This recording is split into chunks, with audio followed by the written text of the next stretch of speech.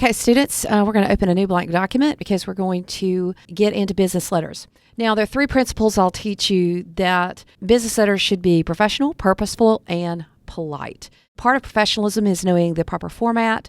We're going to use Times New Roman 12. So I'm going to do Command A, make sure everything is selected. That means select all. And I'm going to do Times New Roman 12. Now, if Times is not pointing up here at the top, I can actually type TI and it'll bring me to Times New Roman.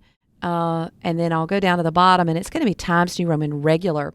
Now, the other thing I want to do is I want to go to layout. I want to make sure that my indent is set to 0 left, right. My spacing is 0 before and after. Now, the other thing that I want to do is I want to go over here to margins and I'm going to set my custom margin. We go for a 2-inch margin at the top when we have letterhead. Now, sometimes letterhead, which gives your business name, your business address, and your business logo, typically they're printed in color on nice paper because we want to be professional. Typically, those are 2 inches from the top. Now, sometimes they'll be larger or smaller, so your company that you work for may have you change the top margin. Just make sure that your words don't overlap the letterhead at the top. That would not be professional. Now, this key I'm pressing here is quotation. It's shift, and it's not 2 apostrophes. I've seen students try to type 2 apostrophes. An apostrophe means foot. A quotation mark means inches. So I'm going to say, okay. And now you can see that it's pushed it down from the top. I'm going to go back to home, and I'm going to check my spacing as 1. Now, in Microsoft Word that is on the PC, they have this little jump arrow over here. Well, you don't have that on a Mac. So to see it on a Mac, you hit the down arrow for the spacing and you go to line spacing options. You can see here that alignment is left. This is body text. Indent is left and right is all 0 there. Spacing is before and after 0. Line spacing is single. Now I am ready to type my letter. I'm going to start off with the date. Now you can see that auto text pops in a suggestion. This is sort of like Microsoft's first version of artificial intelligence. It'll suggest as you type.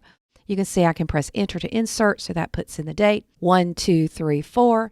And now I'm going to put the address. Now, this is the address of the person I'm sending it to, not a real address, so don't send it. I'm going to press enter twice. I'm going to use a colon here, not a semicolon. We don't use a comma. Comma is more for an informal letter. This is a formal business letter. And remember that a formal business letter is between you and someone that does not work for your company. If it's within your company, you're going to type a business memo.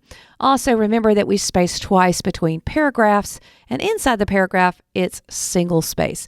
So your paragraphs are going to look like this after they're typed. You can see that the spacing is twice between the paragraphs. Now I'm going to space twice for my complimentary closing. Now, most people, you're going to say sincerely, you're going to say something like that. You know what? I'm known for saying joyfully in your service. That's just how I do that. I don't suggest it for anybody else but me. That's just kind of what I put at the end of all my letters and my emails because it's who I am. But then you're going to type the name.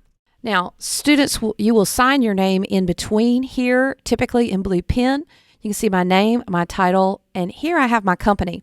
Now, one thing about the company is that if I have my company name up here at the top in the letterhead that I'm going to print on, I will not have my company name after my name here. If I do not have my company at the top or it's just something decorative, then I will have my company name here at the bottom. Because this is going to print on letterhead, I will remove my company name. Now, here at the bottom, we have several kinds of special notations that I could include at the end.